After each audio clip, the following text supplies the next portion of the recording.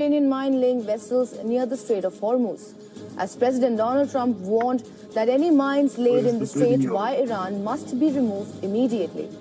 Trump previously said the U.S. had completely destroyed 10 inactive mine-laying vessels.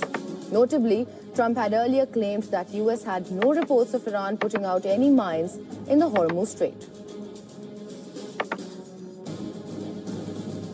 The US and Israel pounded Iran on Tuesday with what the Pentagon described as most intense airstrikes of the war. US Defense Secretary Pete Hegseth said that the 11th day of war would see the largest wave of American attacks since the war began, with more aircraft, bombers, and intelligence-guided strikes deployed against Iranian military infrastructure.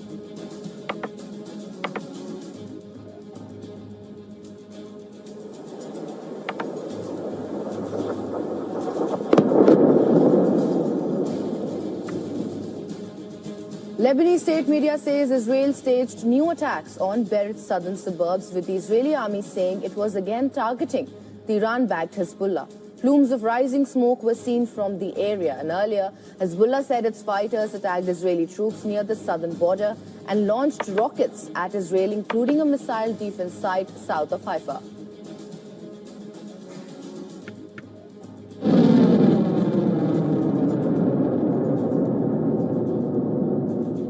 Iran's Revolutionary Guards announced a new salvo of missiles at Israeli cities and U.S. targets in the region. It reportedly targeted U.S. bases in Bahrain and Iraqi Kurdistan.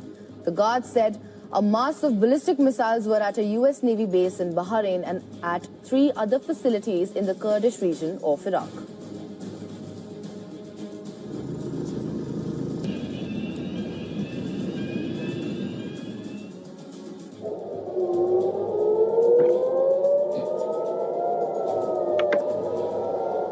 Sirens sounded across Tel Aviv and central Israel and Jerusalem several times overnight on Wednesday as a warning of incoming Iranian strikes. Missiles were seen in the skies over Hebron and Ramallah in the West Bank. Iran state media said the barrage was the most intense and heaviest since the start of the war, lasting 3 hours and targeting Israeli cities including Tel Aviv, Jerusalem and Haifa.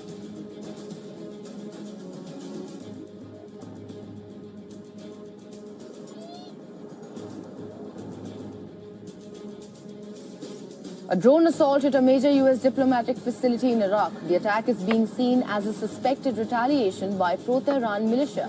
The target hit the Baghdad Diplomatic Support Center, a massive logistical hub for American diplomats near Iraqi military bases and the Baghdad airport.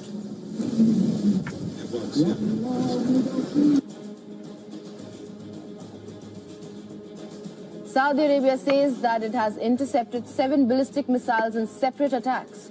The Saudi Defense Ministry said 6 ballistic missiles launched towards Prince Sultan Air Base were intercepted and destroyed. It later said that it had also intercepted another ballistic missile.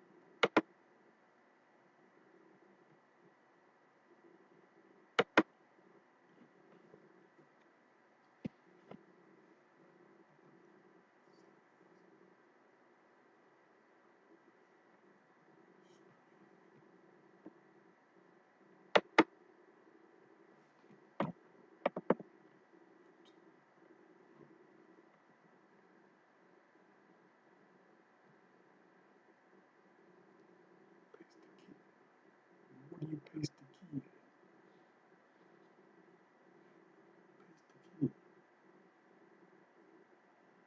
Paste the key. Paste the key.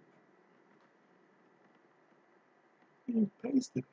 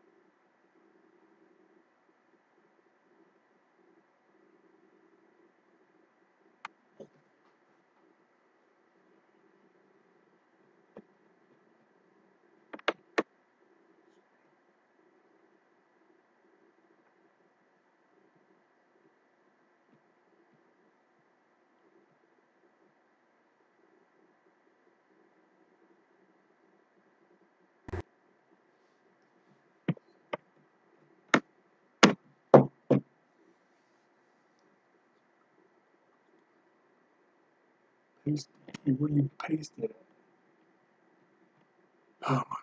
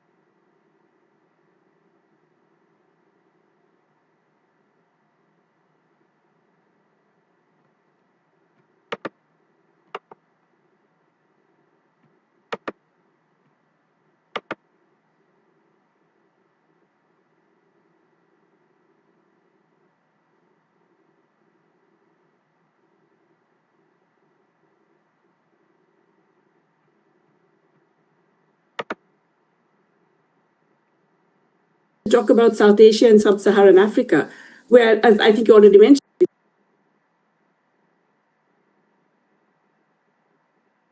these are some of the poorest people in the world also reside in these areas. About South Asia and Sub-Saharan Africa, where, and I think natural gas, which South Asia and Sub-Saharan Africa import heavily from the Gulf countries.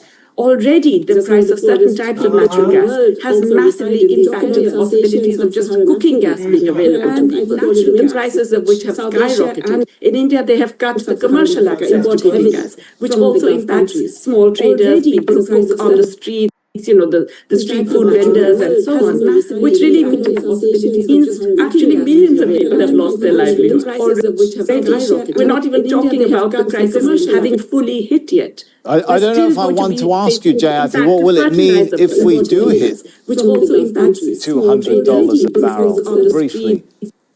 It's everything. It's oil, it's fertilizers, it's phosphates, it's sulfur, it's helium. All of these things are going to impact agricultural production, other kinds of production, even the sort of, blazing new science of the new economy, the IT sector, and the semiconductors and all of that. Everything is actually impacted.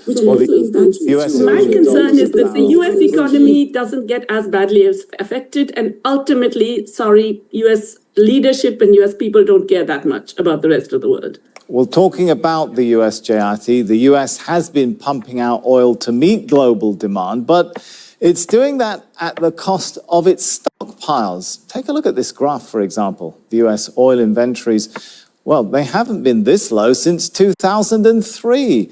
There's still around 100 million barrels, but America is drawing from this in order to ramp up exports. Neil, briefly, how much of a timeline do we have before those inventories start to run dry?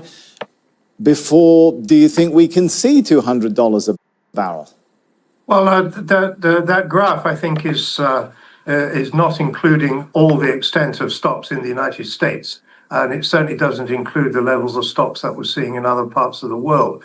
What we need to bear in mind is that, yes, it's right, it's accurate that the IEA led a coordinated stock release of over 400 million barrels. But the point about that is it doesn't all arrive overnight. And it's oil that is offered to the market. It isn't force-fed to the market. The market doesn't have to take it. Right. And what we have seen is a gradual release of coordinated stocks of about 2 million barrels a day, which is important, it's significant, and it's made a contribution to offset the impact of the Strait of Hormuz.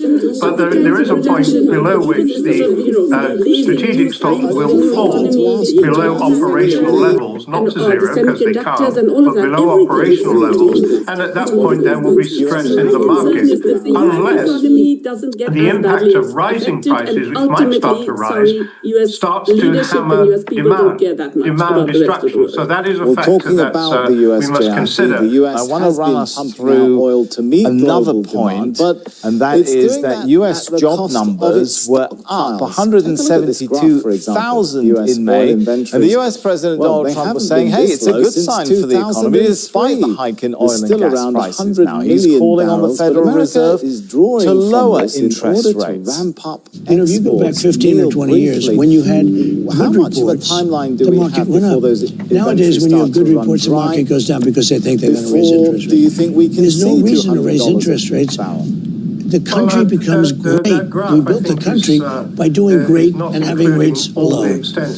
What they do is when they raise interest rates, they try and kill success. I don't want to kill success. What we need to bear in mind we should actually lower interest rates. It's accurate. Well, even though the US is relatively insulated from the energy crisis, people there are still feeling the effects. Households, for example, they've been forced to spend $750 more in basic necessities since the war started. Most of the extra spending is on energy-related expenses. Petrol prices are up 40%. Before the war, they were around $2.98 a gallon. Now, you're looking at $4.22. Energy costs have jumped 5.5%, which is a key indicator levels, for not to inflation. zero, because they Overall can't, prices but were below up operational 3.8% levels. in And at that April point, there compared will to be the previous stress in year, the market. the biggest increase in 3 The years. impact So, of rising David, prices when we look might at start to what's rise. happening in the US and you To compare it hammer to Europe, well, the demand ECB, destruction. European So that Central is a Bank, factor widely that, expected we must to consider. actually raise interest rates this week, David. Is their cautiousness about inflation justified, or is Donald Trump right that, raising rates into an energy shock is the wrong move? You can't cut the oil price by raising interest rates, so central banks would be wrong just to kind of raise interest rates in the face of a pure inflation increase just driven by the oil price. What central banks have to worry about, though, is what economists call second-round effects. In other words, the idea that the increase in oil price feeds through into the setting of wages and prices. And that is a really serious threat. We've already seen the Reserve Bank of Australia, the Central Bank of Indonesia, the Central Bank of South Africa all raise interest rates, as you mentioned. The ECB, the Bank of Japan are very likely to raise interest rates during the month of June. And the big question, as I said earlier, is whether the United States, the Federal Reserve, is going to have to raise rates later this year. The market is increasingly anxious that that will be the case. Donald Trump is crazy to argue that interest rates should fall. Inflation expectations in the United States have risen quite sharply since the war began, and so the chances of a rate hike in the United States are really quite material now. Jayati, what option do central banks in developing countries have as all of this inflationary pressure it's pushing up bond yields, which means the dollar strengthening, borrowing costs, dollar borrowing costs going up? How are central banks in developing countries about inflation justified? Well, you see, this is the trouble. It's really always not just a double, but a triple whammy for most developing countries. Because it's not just that you are faced with rising input costs. Our exports, a lot of our countries relied quite heavily on exports to the Gulf region. Those have come down dramatically. And there's capital flight already out of our regions. And that means you really have to raise interest rates to preserve or prevent your currency from devaluing too much. So it's a multiple whammy in that sense. So Indonesia.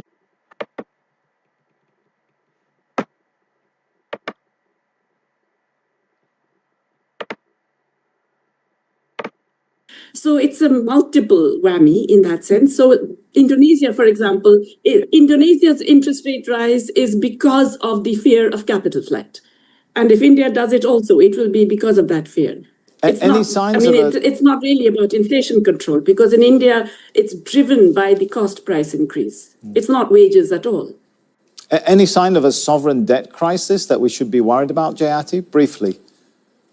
Yeah, look, there are many countries in quite severe debt crisis already.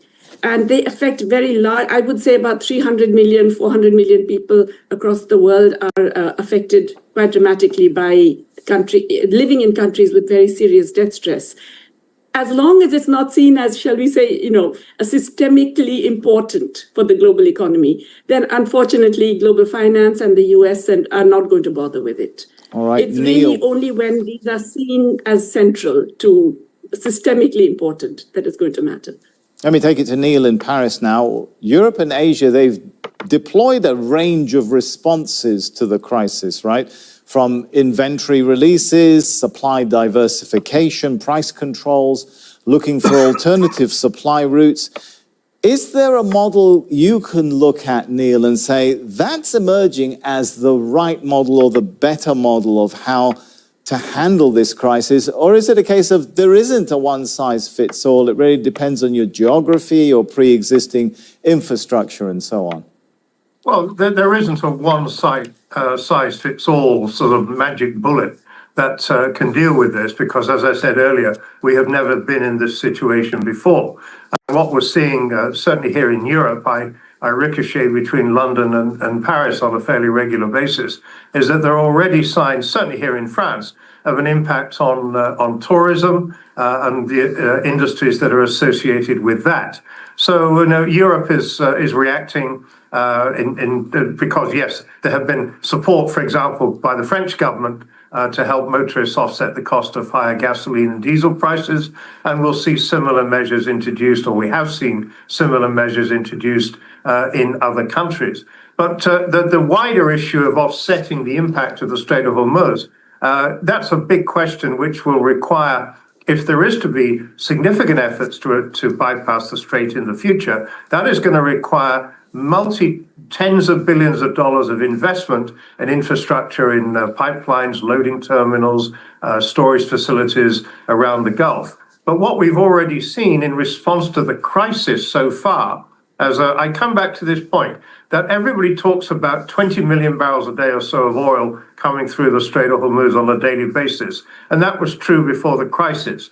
But what we've already seen is that countries such as Saudi Arabia and the UAE, which have the ability to divert oil from the normal escape route through the strait across their territory to other loading terminals, they are doing that on a large scale, and they will do more of that in the future to help offset the crisis.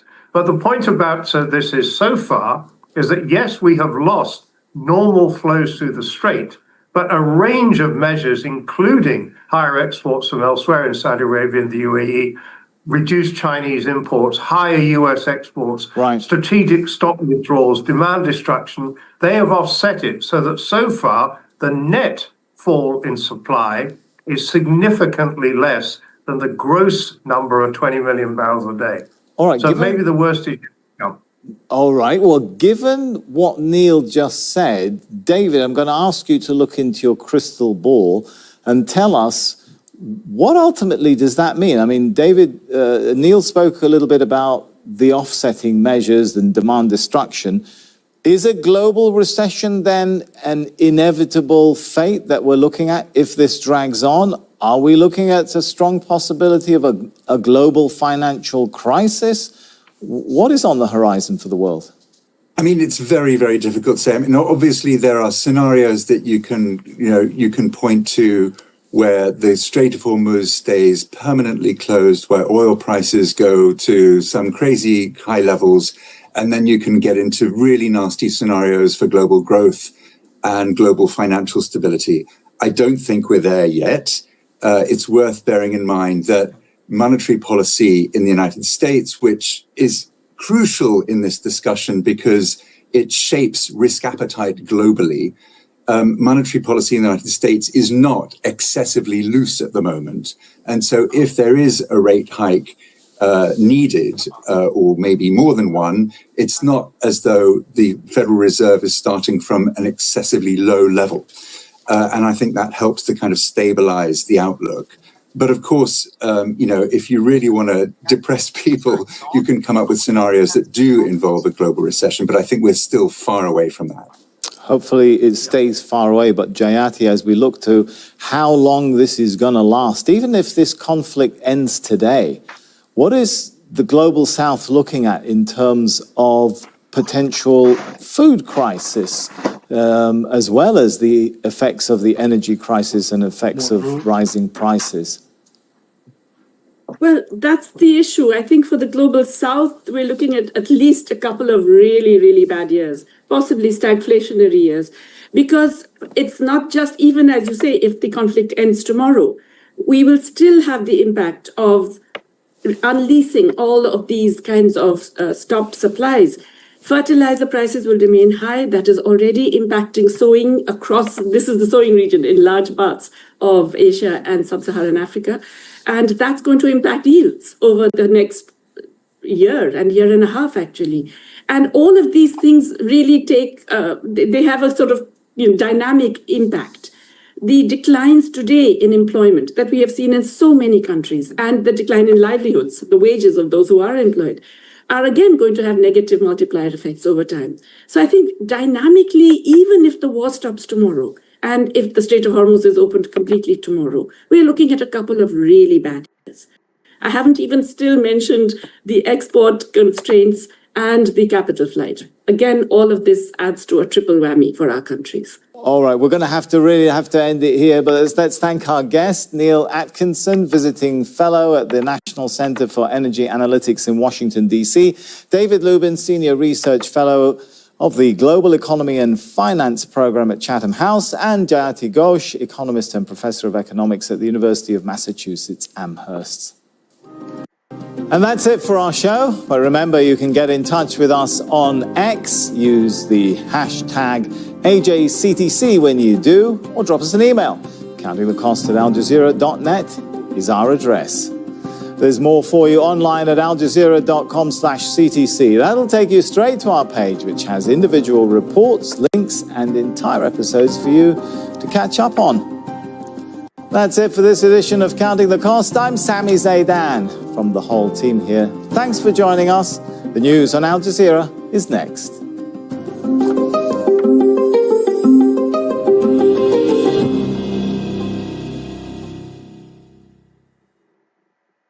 Senior advisor to President Donald J. Trump, Stephen Miller. For Americans and only Americans. Really radical in his ideology. He's the brains in the White House right now. That's frightening. Very real sense in which we've lost our democracy and our freedom as Americans for the sake of Miller's agenda. Fault Lines examines the impact of one of Trump's most trusted advisors on U.S. domestic policy. He has to be reckoned with. Stephen Miller's War on Al Jazeera. In every story, truth is priority. Beyond the headlines, providing context, insight, and meaning. Seeking balance in every narrative we cover. Al Jazeera, from the front lines to the newsroom to you.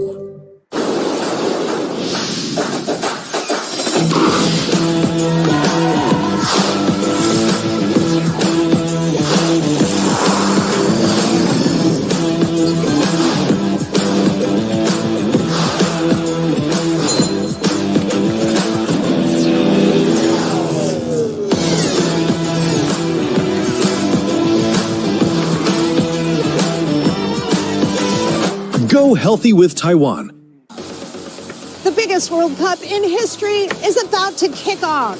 3 host countries, 48 teams, but only one winner. Will Lionel Messi be able to retain the trophy with Argentina? Can Morocco build on its run 4 years ago? Or could an underdog spring an upset on football's biggest stage? Join us for special coverage from the US, Canada, Mexico, and around the globe. Follow the World Cup on Al Jazeera.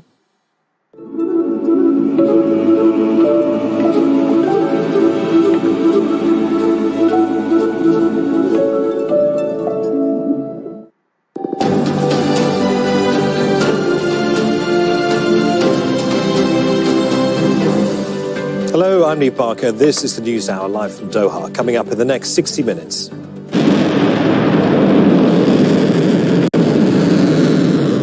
Tehran and Washington trade tit-for-tat strikes, triggering new fears that a deal to end the Iran conflict could be derailed. Ebola cases rise in Democratic Republic of Congo. More than 100 people have died. Mistrust continues to hamper response efforts. The demonstrators are angry. They say they don't want Ebola in their town, so police have used tear gas, and now they're bringing in the riot trucks. In Kenya, anger over a US-backed Ebola quarantine facility triggers more protests. And vehicles torched and roads blocked in Belfast. Anti-immigration protesters vent their fury over a stabbing attack involving a Sudanese suspect.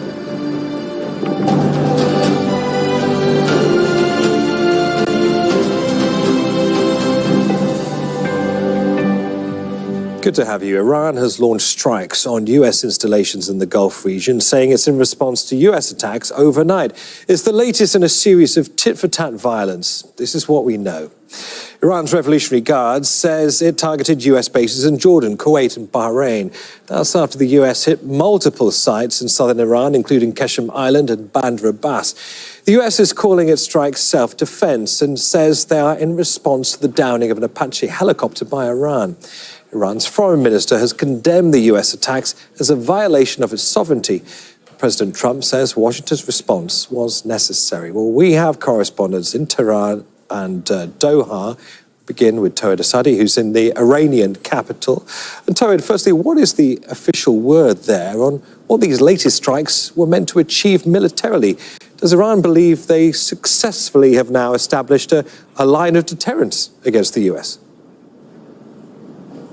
Well, actually, a new round of escalation has emerged following the U.S. strikes on Iran after the U.S. President Donald Trump talked about the Iranians shooting down an American Apache helicopter, and the Iranian deputy foreign minister on his interview with Al-Jazeera came out to deny any deliberate attack on that helicopter. Also, we've got the Iranian Foreign Minister Abbas Araghchi advising the foreign forces to actually evacuate the region. He cited reasons like there being at risk of quote-unquote constant risk actually related to human errors, plane accidents, or potentially being caught in crossfire. This is what we heard from Abbas Araghchi. But beyond this rhetoric, let's speak about the exchange of fire in a minute.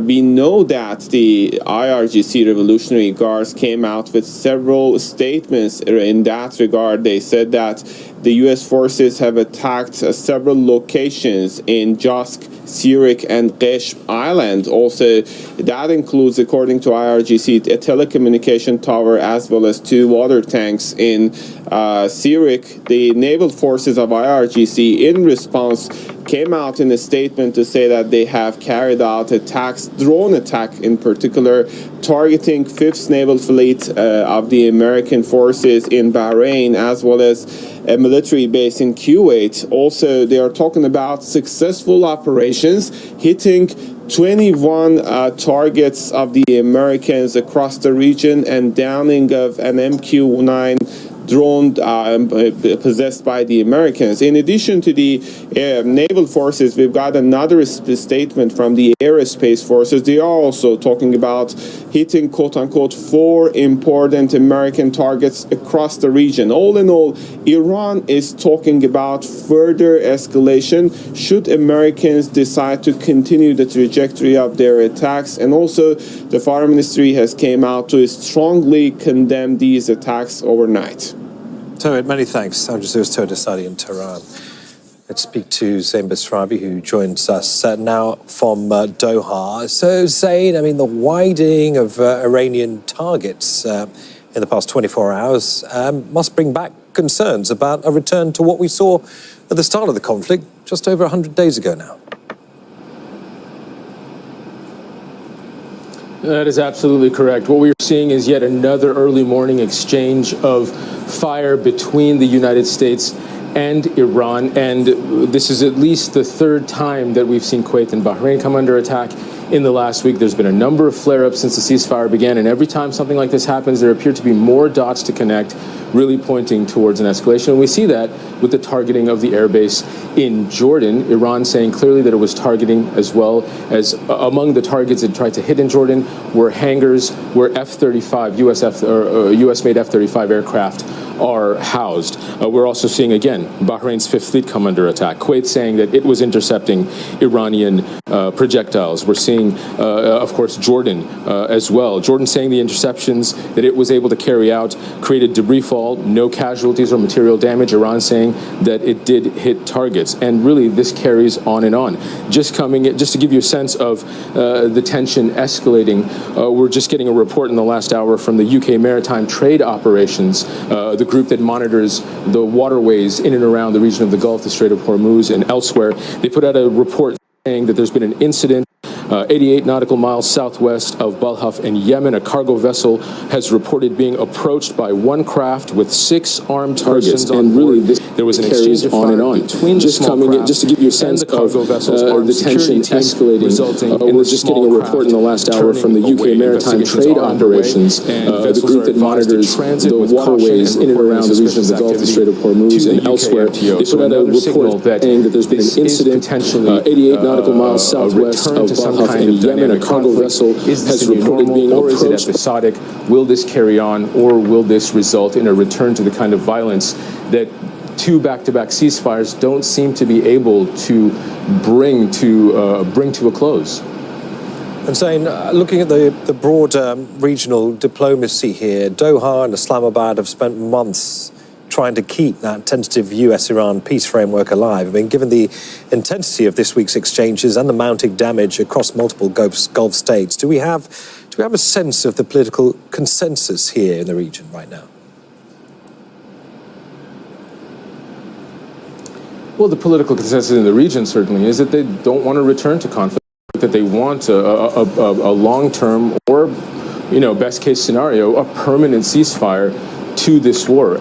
At the moment, the best we can do is a return to pre-war conditions when the Strait of Hormuz was open, when at least there was some kind of dialogue between all parties. At the moment, what we are seeing is these tit-for-tat attacks. Now, the optimistic view is that this is how a long-term ceasefire looks like. There's a dust-up and then a cool-down. That is very much the optimistic view, and President Donald Trump, U.S. President Donald Trump, continues to say they are close to a deal. So a lot of observers are saying that this is just the final phase of the conflict. These flare-ups are just representative that there will be a negotiated solution going forward.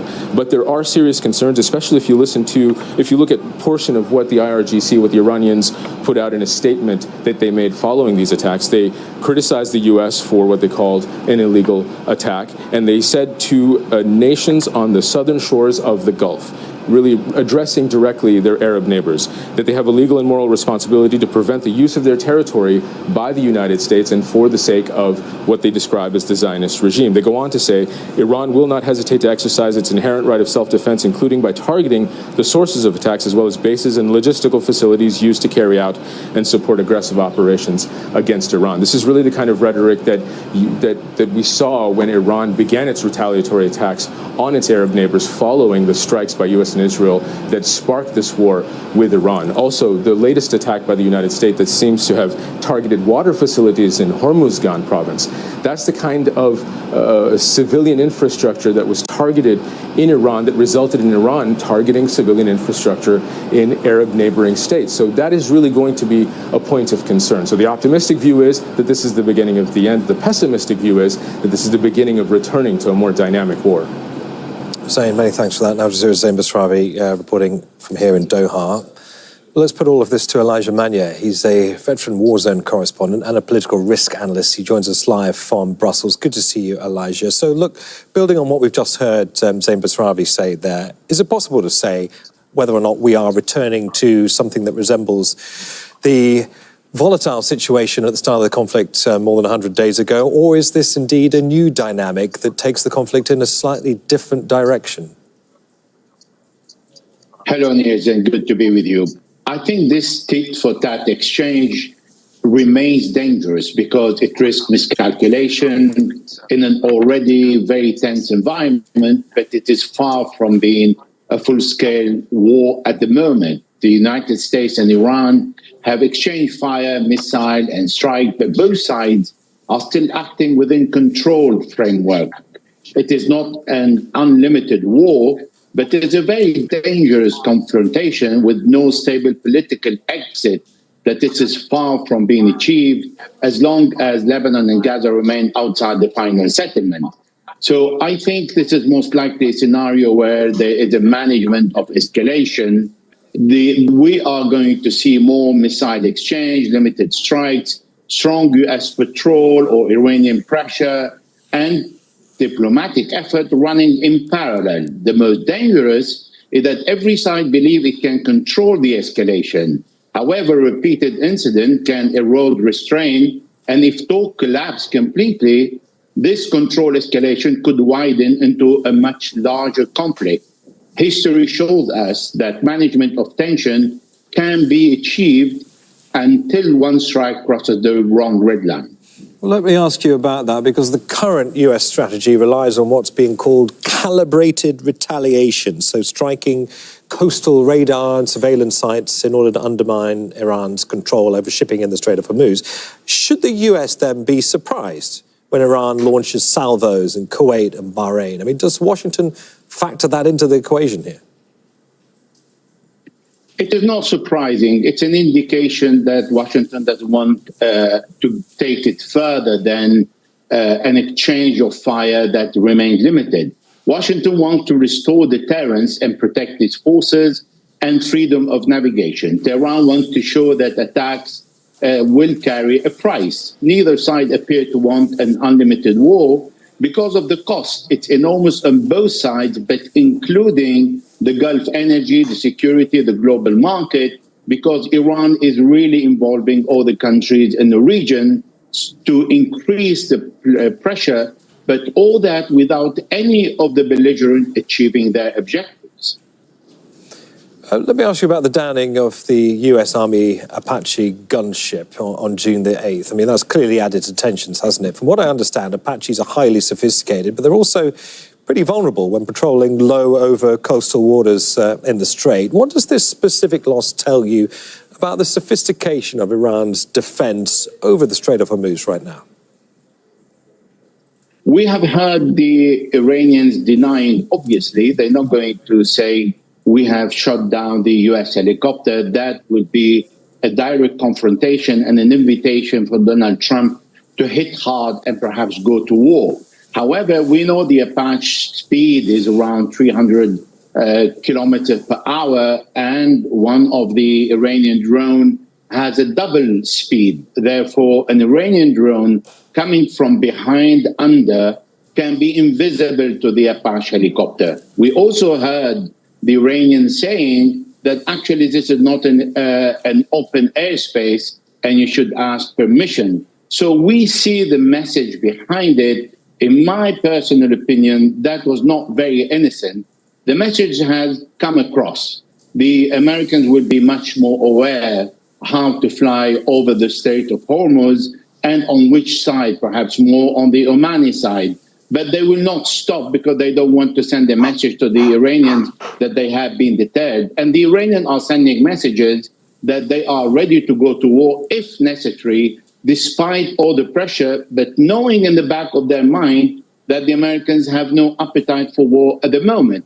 So this is always a very risky calculation and confrontation on both sides. And the Iranians can really down a helicopter that is not a jet, is not that difficult to do so, and has the mean because it is more vulnerable than an F-35. Elijah, great to have you on the programme. Many thanks for that. Elijah Manier, veteran war correspondent and a political risk analyst, joining us out from Brussels. Now, Israeli forces have continued to strike southern Lebanon overnight. Israel's assault is focusing on Tyre, southern Lebanon's second largest city. The army says it's targeting Hezbollah sites, but locals say residential and commercial areas are also being hit. Abaida Hiddo is joining us live from the city of Tyre in southern Lebanon. Abaida, do bring us up to speed. Can you give us a sense of whether the evacuation orders are still in place, whether renewed ones have been issued, and what the centre of Tyre is like right now? Well, the situation, Yves, in the city of Tyre is the same as it was yesterday. Escalation, continued airstrikes, continued artillery strikes. In the last few minutes, we've seen an airstrike that targeted the Al-Bas refugee camp. This is not the first time it was targeted in the past 24 hours.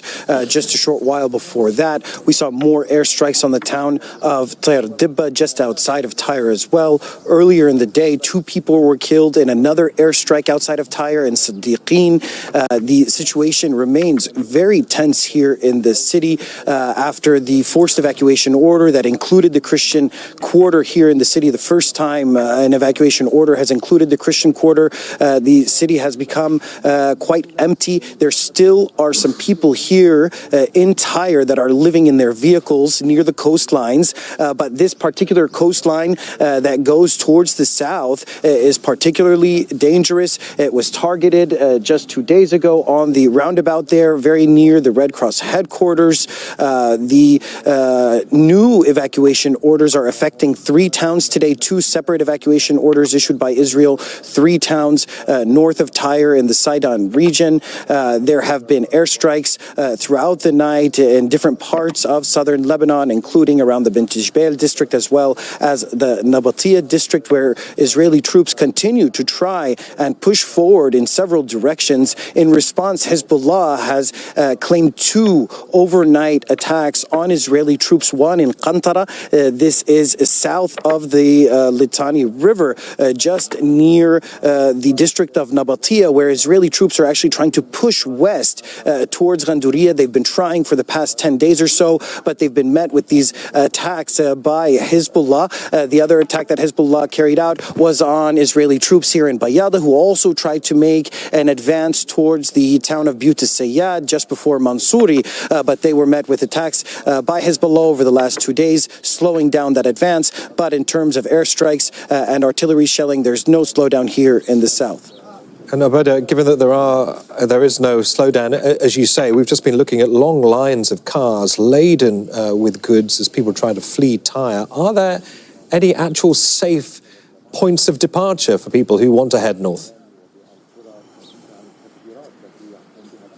Well, people are going to be trying to get out of the city of Tyre and areas in the south on a single road that leads them north. It takes them into the rural parts of Sidon and then towards the city. But unfortunately, this has proven to be a very dangerous journey. Israel continues to carry out strikes on moving vehicles, even vehicles carrying women and children along these main roads that people are using to flee the south. The towns that were issued forced evacuation orders today are also along this road, this main road that leads from Tyre towards Sidon and then north of the Zahrani River. So it's going to prove to be a very dangerous journey for these people. And even if they get north of the Zahrani River, the Lebanese government is inundated with over 1 million internally displaced people who need shelter, who need support, but their resources are extremely limited and there aren't enough public shelters for all of these people to go to, so they're going to have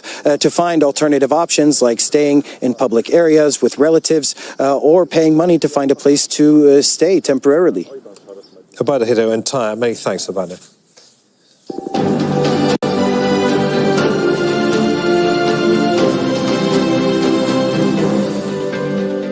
Ebola cases in the Democratic Republic of Congo have climbed to nearly 600. The government says at least 115 people have died from the virus and 22 patients have recovered from the disease. The confirmed cases have been recorded in Ituri province, the epicenter of the outbreak, as well as North and South Kivu. Alan Wulkani joins us live from Goma in the Democratic Republic of Congo. We are seeing, Alan, the numbers creep up. What are health officials currently saying about the challenges of containing this specific Bundibugyo strain? Well, what is happening in Bunia, in Ituri General, and different other places within this province, it's simply astonishing, because even the health officials, authorities, the Minister of Health himself keep asking to the people of Bunia and Ituri in general to collaborate. The number of cases still rising, as you said it yourself, and also the death toll. That is the most worrying situation that right now Bunia is facing. But besides this, there is no sign of any change in terms of the behavior of the population. I was discussing with the doctor, for example, explaining why they are facing this situation. It was a story almost like in the movie, telling me that one of the family where people died, and then they have another 2 confirmed cases, but the person is refusing, saying that he cannot go for the treatment. So they were like in the negotiation, they ended by starting treating the person in his own house, saying that he cannot go to the treatment center. These are just the examples showing how the numbers may still continue to rise because people are not collaborating and people are becoming more and more like a radical vis-a-vis to people who are dealing with Ebola. So yes, people are dying, and also this is due to the fact that when the Ebola started, as we have been explaining, majority of the cases were not known because people were dying without knowing that it was Ebola.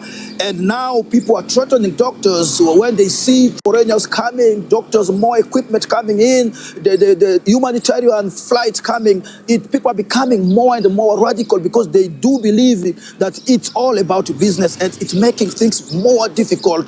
Doctors, they found them, they are in the middle of the battle that even themselves, they are affected, more are dying and more than 30 doctors are under the treatment. So yes, situation still very uncontrolled in Bunia, and fear and worry growing within the community, which is refusing to collaborate up to now. And on that last point, Alan, this is far more than an isolated health crisis, isn't it? It's completely merged with the region's existing security problems, along with deep community mistrust, leading to terrifying attacks on tents and treatment centres. And that, we understand, has been forcing dozens of suspected Ebola patients to flee right back into the population. Fear and misinformation, it sounds, are making things much worse. It's making things more worse, and without the end for now, because this morning again, the Minister of Health, as I said, repeated his message, saying we can still treat this Ebola because, as you mentioned in your introduction, that more than 20 people were discharged. The Minister is assisting, DRC officials are assisting. Even if we still don't have vaccine, we can still treat this Ebola if you come on time. But the problem, people are not coming on time. People are still keeping the case. A doctor from Mungwalu was explaining again, they have to use force, but in the outbreak, the protocol is that you cannot use force. They have to collaborate with the population. But they are in a very difficult situation. When there is bodies, for example, within the community, people are dying. Majority of people are coming when they are bleeding already. But when someone is bleeding with this Ebola, especially Budibudio, it's only 24 hours they are experiencing people to die. That is the case now. And when there is also bodies within the community, those who are conducting the safety burials, they are having issues. They have been attacked. Within the Bunia, which is the capital city of this province, already medical team, they have been attacked. Even some journalists who are trying, for example, to follow those safety burial teams, they are worrying right now because fear and also mistrust is growing, while situation without the province itself is going worse, and then putting doctors in the middle of the situation. There is no possibility to trace the contact from the beginning. Doctors are taking the situation in the middle, and it's not helping at all to deal with this outbreak at this level for now. It sounds like there are many layers to the crisis there. Alan Wakani in Goma. Thank you, Alan. Kenyan police have fired tear gas and arrested several demonstrators in the town of Nanyuki. Rights groups say at least one person has been killed. They were protesting against the government for allowing the US to build an Ebola quarantine facility for Americans only at a military base in the town. Malcolm Webb has more from Nanyuki in Kenya. It was the second day of violence in Nanyuki since last week. Rights groups say at least one person was killed, but the protest began more peacefully.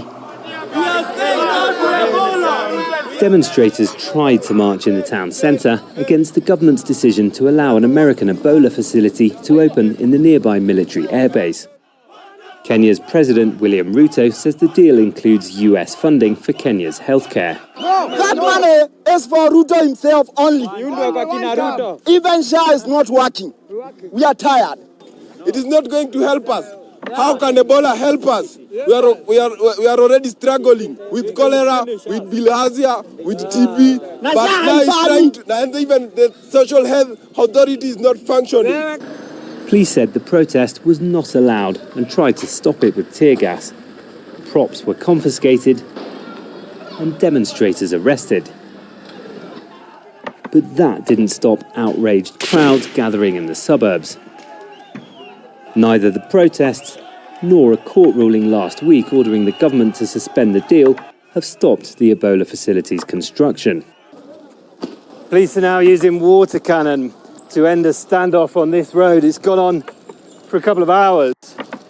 The demonstrators are angry. They say they don't want Ebola in their town, so police have used tear gas, and now they're bringing in the riot trucks to try and clear the demonstrators who built a series of burning roadblocks down this street.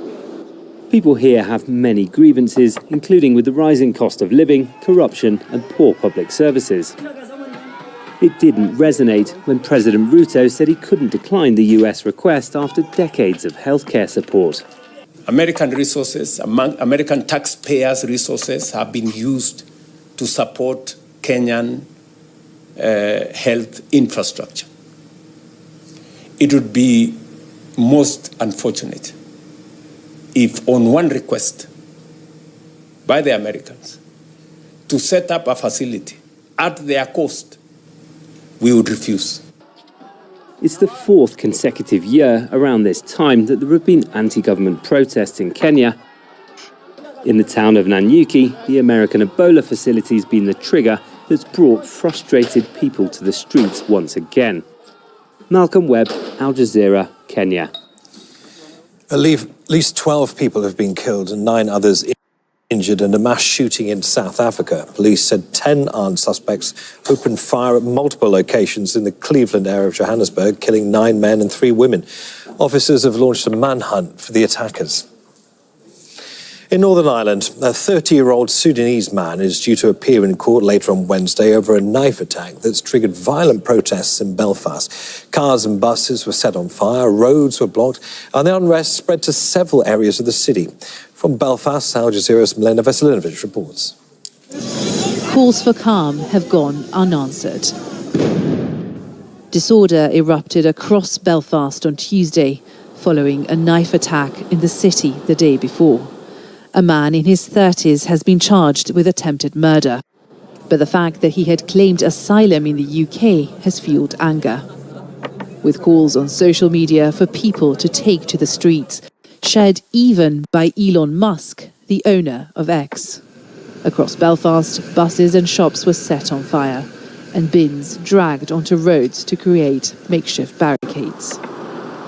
Over there is a group of people blocking the road. They're surrounding a vehicle that had been set alight, and it is just one of a number of similar scenes we've seen in Belfast tonight on Tuesday night. The police advising people here not to go any further. It's not safe. Tensions in the city are bubbling over. It's exactly what community leaders had hoped to avoid. There is no excuse whenever anger is turned into hatred. And we in Northern Ireland should, above all things, know the dangers of how, whenever that happens, people start to see their neighbour and their friend as their enemy. As darkness fell, homes were engulfed by flames. Distraught residents led out by the emergency crews. The unrest comes amid wider tensions following a separate case in England, where 18-year-old Henry Novak was fatally stabbed by a man who had falsely accused him of racism. And as he lay dying, it was Novak who was handcuffed by the police, an image that sparked outrage and triggered rioting in Southampton, where the murder took place. In Belfast, there was heavy police presence trying to contain the unrest, but tensions over immigration are not likely to fade anytime soon. Milena Veselinovic, Al Jazeera, Belfast. Still ahead on the News Hour. A military court in Indonesia finds 4 officers guilty of carrying out an acid attack on a human rights lawyer. And teachers rally in Mexico ahead of the World Cup, hoping to draw attention to long-standing social grievances. Plus, I'm Andy Richardson in Doha, finding out what can be done to prepare for a World Cup where the contest won't just be between the teams, but also against the elements.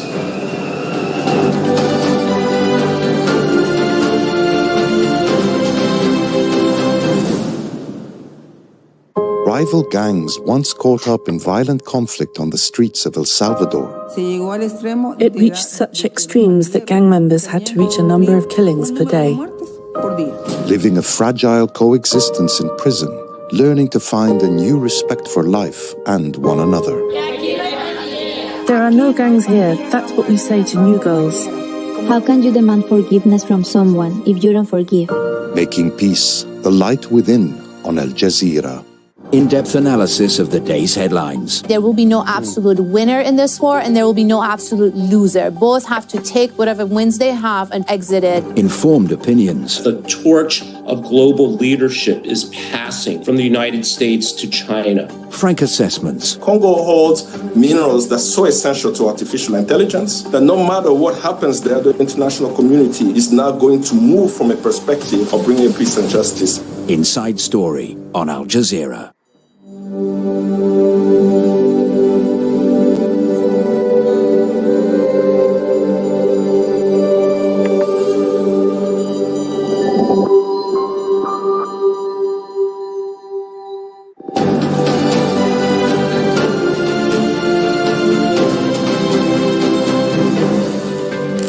You're watching Al Jazeera. Here's a reminder of our top stories this hour. Iran has launched strikes on US installations in the Gulf.